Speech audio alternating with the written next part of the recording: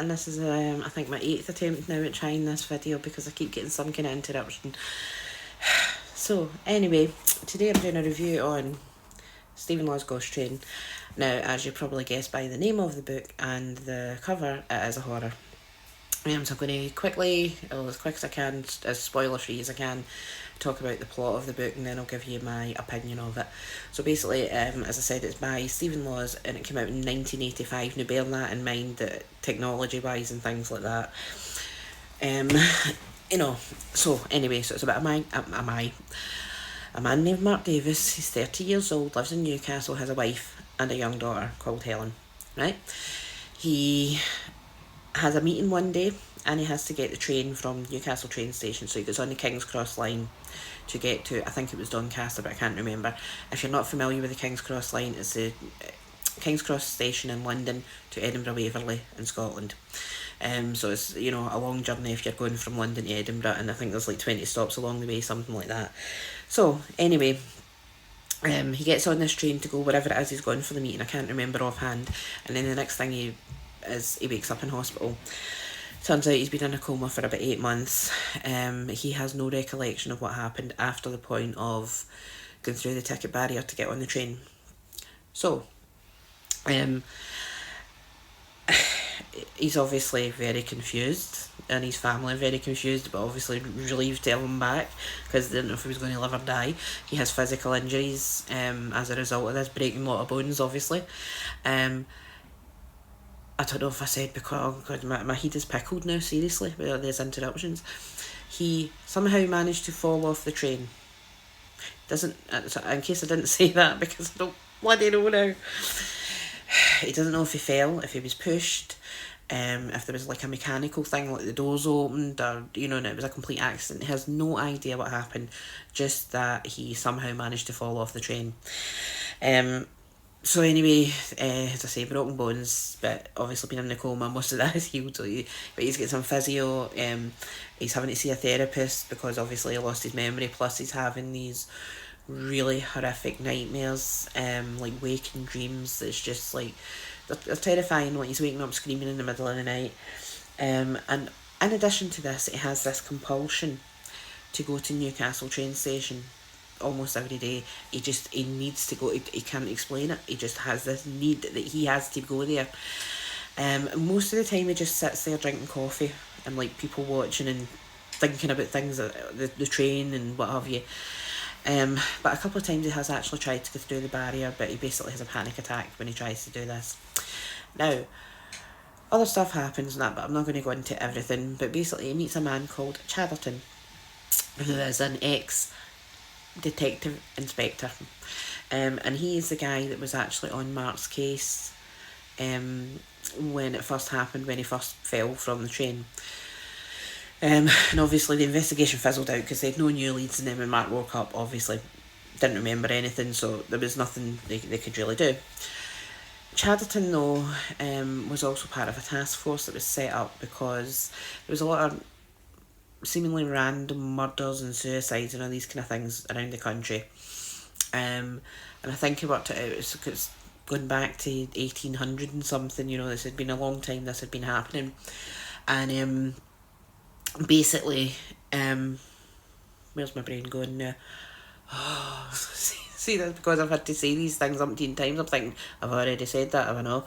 Anyway, Chatterton tells Mark about this, and that basically the only connection between all these random murders and things like that is that they were all on that train, the King's Cross line train, at some point just before. So like they've been on the train and then left the train and committed a murder or committed suicide or a variety of other wonderful things that I'm not going to start getting into because it would take too long. But I will tell you, one of the stories of things that happens on the train was, there was an ordinary everyday woman. I'd say she's in her early 60s because her husband's approaching retirement. She's heading back home to Edinburgh. And she's just thinking about these things as she's on the train, because her husband's a long distance lorry driver, and she's thinking to herself, oh, he'll be home soon, so maybe he should be home for me getting in. They've been married like 40 years or something. very happily married and that. And she bought a book in the train station, and it was just one of these romance ones, you know, like somebody dies, somebody gets divorced, somebody inherits something, and then they go to this new town to start a new life type thing. Well, the character in this book she was reading was the reason she was starting a new life was because her husband was a long distance lorry driver and he cheated on her, right? So she's on this train and she's thinking, my husband's a long distance lorry driver.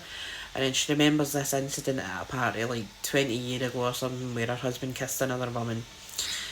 Um, and she ends up sitting there for the remainder of her journey, which is to say it's a long journey, thinking about her husband cheating on her. Um, it's like she's been infected with some kind of evil, and this is making her think these things. And so by the time she gets home, obviously she's went mad with it, basically. And her husband hears her coming in and he's like, oh, hello darling, whatever, because he's up the stairs. And he makes a joke saying, put on the chip pan, I could eat a scabby horse, or words to that effect. And then he hears her farting about in the kitchen, so he's thinking, oh, I've just got the best wife in the world. You know, she's actually making me something to eat. And he's just thinking what an amazing person she is and that, and how lucky he is to have her. And then she comes up the stairs with a chip pan in her hand and flings the hot oil all over him and starts saying, I know what you've been doing when you've been away working, basically. So that's just like one example of, but basically people are getting infected with some kind of evil while they're on this train, and it's making them go out and do things. You know, that type of thing, right? But I'm not going to explain it more than that. So anyway, Chatterton asks Mark more about it, tries to get more information and things, and Mark's just like, I don't know, I can't think in. And so Chatterton basically says, right, well, I missed it a bit. So him and Chatterton start working together, but like just before that, Mark woke up in the middle of the night after a horrible dream. An incident that happened when he was like 12 or something. Him and his pal were playing truant. When I say dogging, I mean playing truant. I grew up in Ayrshire, and that's what we used to say. If somebody was playing truant, they were dogging it. It's probably not a good word to say now, but at the time we called it dogging it. Anyway, so they were playing truant, and he went to this fun fair, and there was a guy there who tried to do some not nice things to them. Okay? Anyway, he's having dreams of this terrifying moment when he was a kid, and then after that happened, when he was wee, he dreamt to this guy for a while after it. But obviously you get older and, you know, things happen, and, you know, kind of forgot about it a bit almost, you know, but it was still in his subconscious. So he dreams about this day, and his pal that was with him, Robbie, but Robbie had died about 6 months after this incident. Nothing relating to it. Basically, he was playing with his pals on a rope swing and get strangled with the rope, or something like that. Mark wasn't with him that day. That's just the story he was told. So anyway, he's dreaming about his pal, and he's like, oh my god, and he's like, I can't live like this anymore, I need to do something, I've got to sort something out, I'm going mad, I'm going insane. And he gets up and he goes for a pee, and he's sitting in the bathroom, and then he hears his daughter screaming, and I think she's about 8 or something like that, Helen. So he runs into her bedroom, and she starts talking about the wee boy. It's like she had a nightmare, but there's a wee boy, she knows he's dead, who's been coming to her, called Robbie.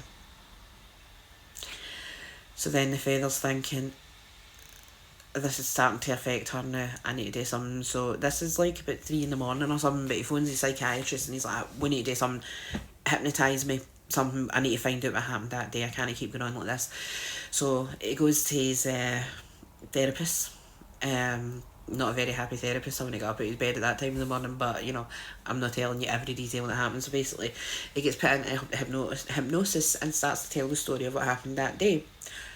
We don't find out the story though, because basically, Mark wakes up a couple of hours later, there's blood in the office, there is no tape recorder, tape in the tape recorder. As I said, it was 1985, just in case you forgot. So it's like a tape recorder with tape spools that he's recording it with, right? So Mark's thinking, what happened? Did I attack the doctor? What's going on? You know, making him think even more worse things, and that's when he, so it's just after that he meets Chatterton. So all this stuff's going on, and him and Chatterton are kind of comparing notes about things, and then they figure out through what Mark describes in his dreams and stuff, that it is an evil that's on the train, and it's related to ley lines and standing stones and druids type thing. Right, I'm not going to say any more than that. And they basically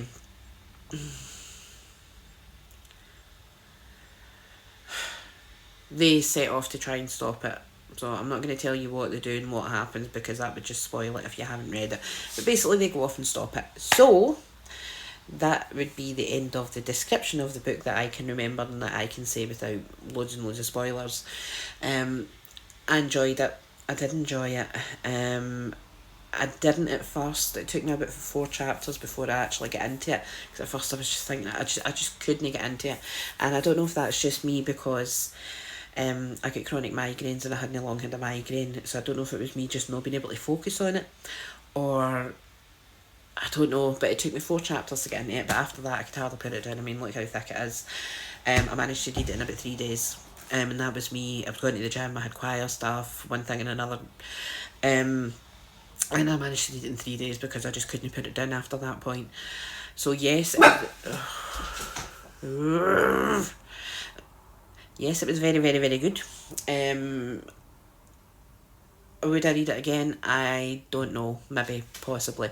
I'm going to give it away. Normally what I do after I've read a book, I give them down to my mum to read, or take them to the charity shop or something. But if it's a really, really good one, especially like if it's a Stephen King one or something, I'll keep. I won't be keeping this one.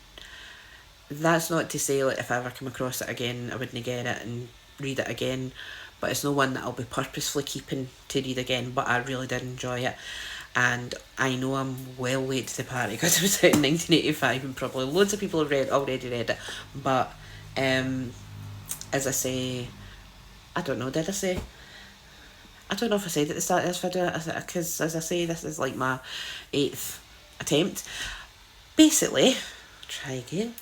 My local Tesco, in case I didn't say this at the start, they have a bookcase full of books, and what you do is you help yourself to them and put donations in the wee charity boxes, okay? I can't go to Tesco without buying books. As you'll see behind me, see that white box? It's actually a flower thing. Next to it, that is a pile of books that I got the last time I was in Tesco, which was only a couple of days ago. So I've got all them to read, plus I've got all the Voracious Readers Only. I just did a review on my latest Voracious Readers Only, which was a short story, Ravenhill. Check that out if you haven't already. But I do recommend this, and I'll put up a picture of it the right way around and all that if I remember when I'm editing it. I'm currently reading, so I've started this now, The Wolves of Willoughby Chase, which I have, and it's by Joan Aiken. I've never ever read the book. I got that in Tesco the other day, so that's it. I started it as soon as I finished Ghost Train. I've never read the book, but I've seen the film a lot, and I love the film. I think it's brilliant. So if you haven't seen the film, watch the film. I'll tell you once when I do the book review. I'll tell you whether to read the book or no. But I would assume the book is going to be really, really good, because the film doesn't always work that way. But you know, I would assume that's how it's going to be. So I'm away before I get interrupted again, because one of my neighbours is cutting the hedge. I've got wee barky boy over there, Bailey, who's obviously barking at my neighbour, and then I've got neighbours coming in and out making noise. I'm trying to make the dinner. Anyway, I'm away. I hope you enjoyed my review. If you did, like, share, subscribe, all that kind of thing, the usual stuff. Check out my other reviews. This is my 5th one, I think, maybe. I don't know, because I've got something to edit and upload, so this is probably like my 5th one. So check the other ones out. I have other videos on my channel, mostly related to singing, like some of my choir stuff. I used to do unboxing videos and things, but you know, have a wee look. You might like what you see. So Cheerio, bye.